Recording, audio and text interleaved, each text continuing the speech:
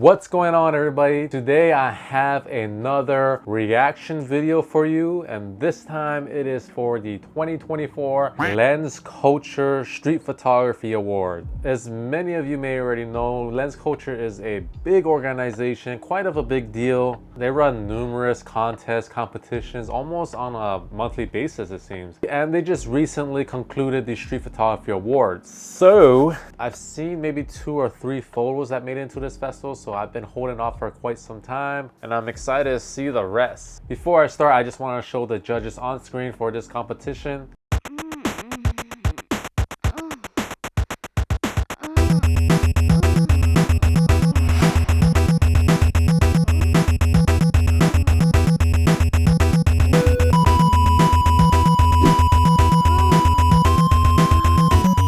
Quite a lot of judges here. I'll have the link in the description box down below to the Lensculture website, award winners. And enough of me yapping, let's just jump straight into it. Is this guy escaping the FBI, or like he's trying to escape his wife, mistress? What is going on here? His motion of opening the door. I mean, I doubt David knew this was about to happen, or maybe it happened right in front of his eyes in that split of a second and he made that photograph happen. But this photo is a great reminder that street photograph is judged at the time you press that shutter button, at that split or fraction of a frame, fraction of a second. This is a good example of that. I like that there's no other distracting elements. The building is kind of interesting as well. I don't know where this is. It kind of looks like somewhere in Japan, but I could be wrong. I think what would make it more interesting if, you know, of course it's a street photograph, so it's candid, but if somehow in that other room there was something else going on, it will be interesting, or maybe a more elevated photo if there was something happening in that other room. Maybe a couple that half naked, kissing, making love, something that is juxtaposed to the man in the tuxedo. But other than that, for the photo as it is, I am a fan of it. So yeah, congratulations, David. Oh, okay.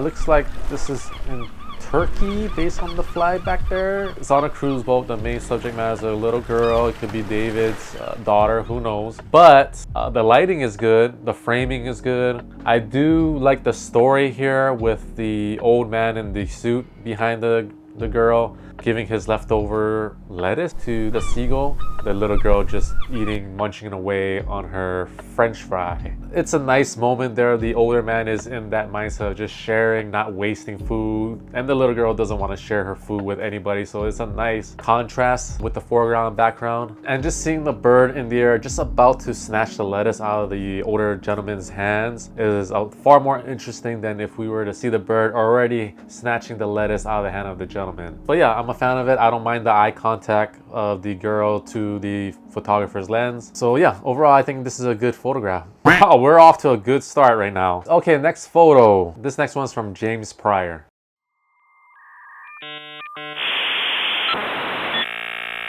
What? I'm kind of speechless right now. I don't even know what to say. I have no reaction.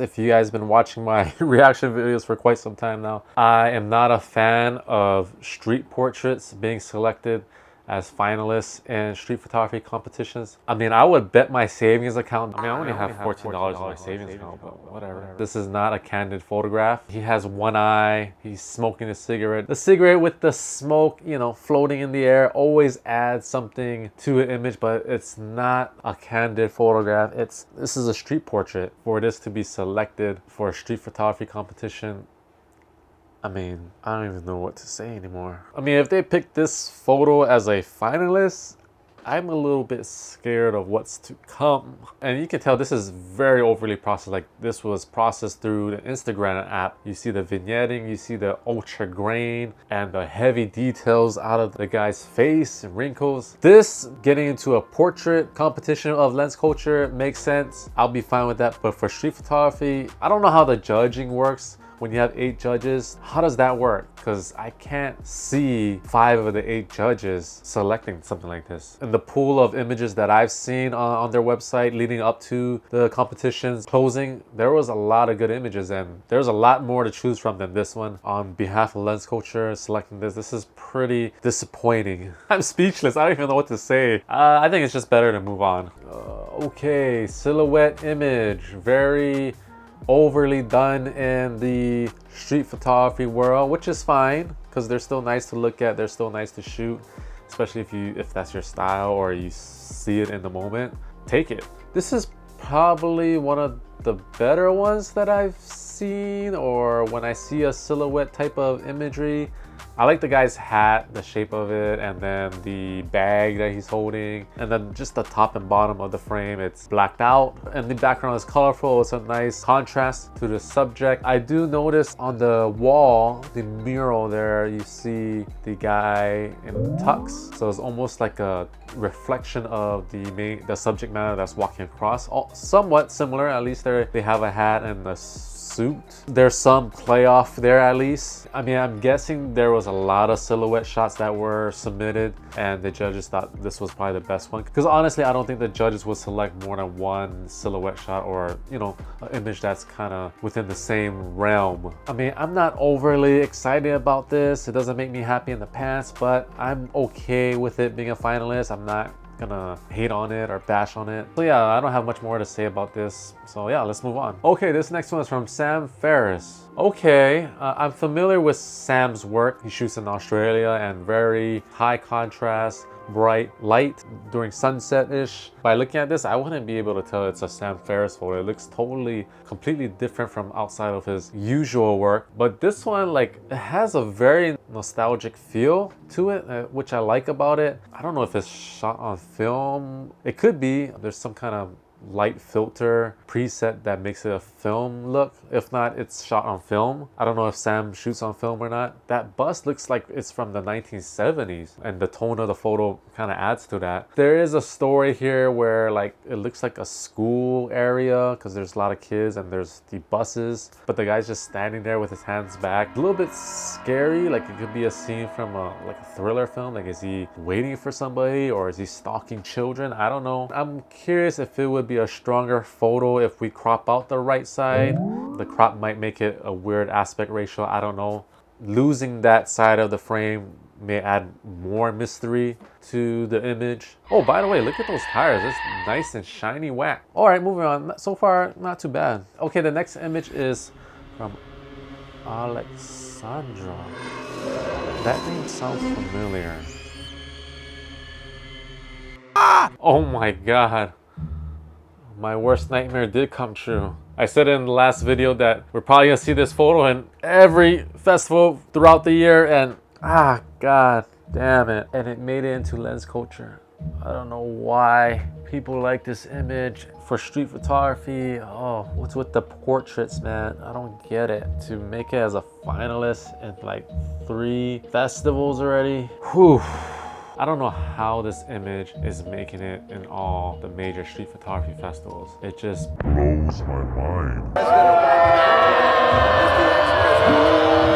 2 portraits so far. That is very difficult to accept, but it is yours and mine reality. I'm not gonna talk about this. I've talked about this enough. I'm just gonna move on. Hopefully the next image is good. Lensculture has to redeem themselves already because I'm about to just stop recording here. So let's just see. Oh, wow. Yeah. Okay. This is like 2 images in one. A lot of geometry here, good shapes. I'm wondering if that image on the right hand side is a billboard or a mirror.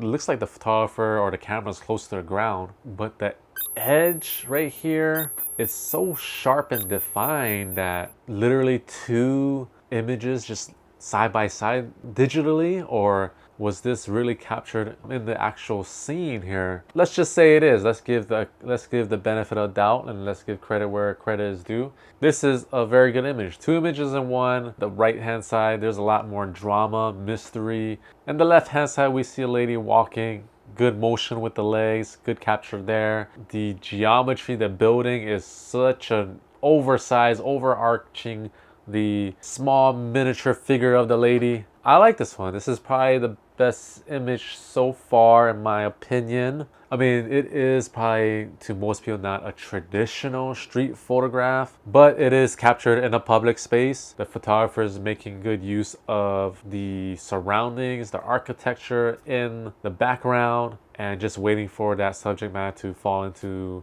you know, the right place, and possibly using that billboard or mirror, whatever it is, to make it a much more dynamic shot. I mean, I'm just noticing right now the wall on the left hand side, the white wall, the line aligns with line or wall on the foreground, the blurred foreground on the right hand side. It makes a perfectly triangle shape. And yeah, a lot of symmetry, geometry action going on, a lot of those details that if you're not looking hard enough, you could easily miss. I mean, definitely the photographer has a skill, has an eye for this type of street photography, because I definitely don't. And I'm gonna assume this photographer has visited this spot more than once. So yeah, congratulations. All right, this next one is from Evgenia Palova. Oh.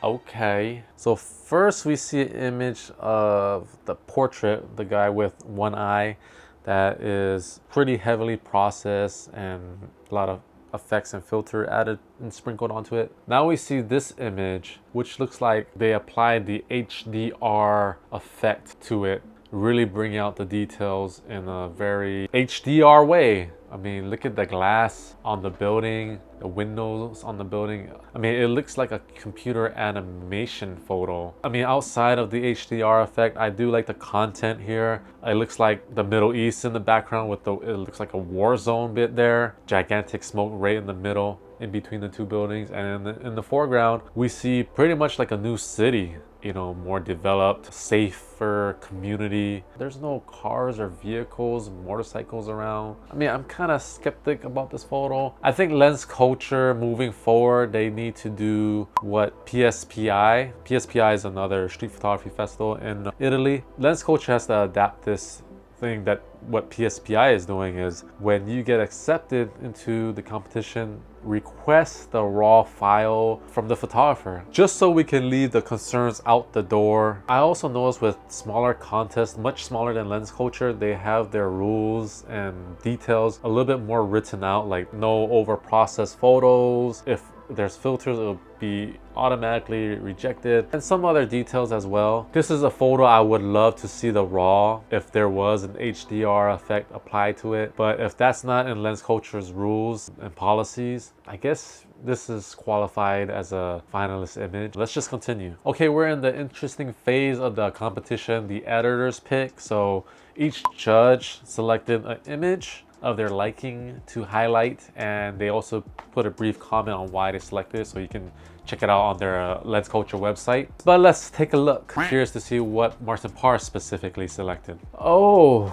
okay. I'm a little bit surprised that Martin Parr would select something like this, just basing off of his style and his body of work. But I do appreciate the photographer using slow shutter in a street photograph. I don't think that's being done enough these days. Something in my opinion that's definitely not overused in the street photography genre. I mean, to be quite frank, I could care less about what's happening in this frame. There's nothing overly interesting. The background isn't jumping out of photograph and trying to grab my attention here. The more I look at this, I'm kind of shocked that Martin Parr selected this image. I mean, I don't know. Let me know in the comment section down below what you think about this photograph. All right, this next photo is selected from Mara from National Geographic. You know, this is very Nat Geo feel, you know, the candid, you know, street portrait, documentary portrait with flash. You can kind of tell how overexposed they are compared with the background, and you see the flash on the balloon there.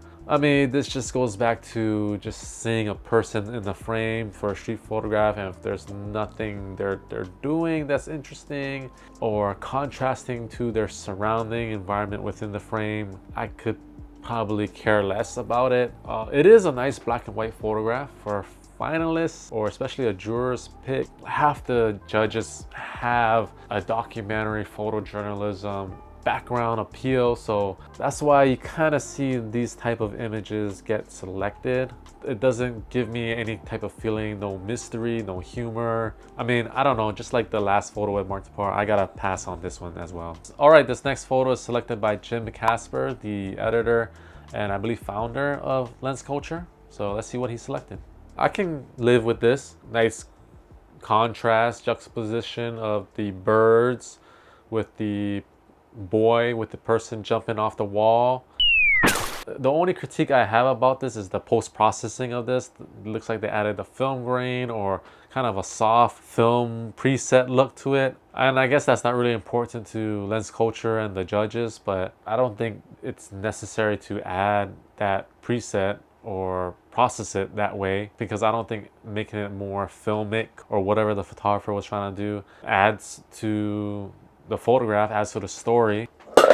Oh, all right, I'm back. I just spilled my coffee everywhere, but let's resume. What I am also noticing is there's a lot of wide shots that's been selected. I mean, I'm typically a fan of any type of, you know, framing, wide, close up within the street photography genre, as long as it's interesting and captures my attention, something unique is going on. But here, you know, so far, so what I've seen is just a lot of urban landscape, urban scenery. I mean, it almost feels like the selections are for an urban photography contest instead of a street photography contest. And we can get into the semantics of things, but that's the thing with the genre, it just, and with contests, there needs to be some more of a formality to the expectations of, you know, photographers submitting and what they can expect of what's going to be selected. But yeah, a lot of the photos very wide. I can barely feel or taste or smell the scene, like what Bruce Gilden will say. But something like this, I could see, you know, the average non-street photography enthusiast liking something like this because it looks nice in a gallery, it looks nice on a wall, it looks nice on a coffee mug. And we can go back to images that we just looked at. I could say the same for those images. It has that taste to it, that commercial look to it. I mean, so yeah, that's my rant for this. Okay, this next editor's pick is from Gulnara. She is the founder of Women's and Street. And this photo is from Melissa O'Shaughnessy. Okay, so far from the editor's pick, this is probably the best one. This is probably more in the street category. There's a story there. I like how the juxtaposition with the two probably wealthier females in the fur coats, and they have the red umbrella that probably is only big enough to cover one of them. It's funny, the ladies in the fur coat, they could easily throw on a rain jacket that probably be more effective and protect their expensive jacket, but you know, they're probably in the mood of just wanting to show off their expensive gear. And I do like the two other gals against the wall. They have the rain jacket over their probably $30 price tag of a sweater. It's just funny in that way where they're all covered up from the rain. They're afraid of the water getting wet, getting their $30 sweater soaked, while these older ladies here, their fur coats probably in the 1,000 range, if not higher. The rain could easily ruin their fur coat, but you know what? They want to show it off to people on the streets. That's why they're wearing it, and I like it. And I like the red umbrella. I like the blue umbrella in the corner there. I also like the American flag. We know where we are. It's probably New York. Melissa shoots predominantly in New York, but I just like how we see the American flag, the red umbrella, the blue umbrella, the contrast and almost contrast and social economic status of the pairs there. And it just says a lot about what's going on in our country of America. This photo says it all. I could see this in the top 3 so far from what I've seen. I could easily see this in the top 3. If you follow or know Melissa, you know her work. She has a great body of work, consistent aesthetic. I had the lucky chance to meet her and film her for part of my film, Fill the Frame. So I'm not surprised at all. Congratulations. Okay, this next photo is selected by editor Johanna Neurath from Thames and Hudson, the popular publishing company. Wow, this contest is really taking me on a roller coaster. Like 1 minute I'm in good spirits, I'm pretty impressed by the selections, then the next thing I'm on a downward spiral. and then next thing I'm up again, and then I'm back down. Alrighty guys, we're down to the third, second, and first place images. So let's just do a quick drum roll. Drum roll, what is that? Sorry, my mouth is dry from all this talking. So far, my favorite images are the Melissa O'Shaughnessy one, the one with the 2 images in one, and maybe the first image we looked at. Those are probably my top 3 so far in this pool. So yeah, let's look at third place. Okay. It looks like Sydney is on the bike, part of the bike festival, and took a photograph. He's up close and personal. The rotation is a little bit off, which I think adds to the chaoticness. And you know what? I don't think we've seen too many black and white images thus far. So big props there. I like that it's gritty, just with the walls, the area, the guy with the Joker face paint, but you still feel the excitement, the energy within the frame, the people sitting on the wall there, and just the different bikes, the motion, the sizes of people in the shot. You can definitely feel the energy, the thrill, the excitement on their faces, body language. Yeah, I'm fine with this being a third place single, so congratulations. Second place is from Poland, Beata Zaro. I know I just said there's been a lot of selections that are wide shots, a lot of urban intake, and this one falls into that category as well, except it's much more interesting in my opinion than the other ones that we've seen. Another black and white image in the top 3. 2 of the 3 so far black and white. Nice. And I'm just trying to follow that maze. Like, why is that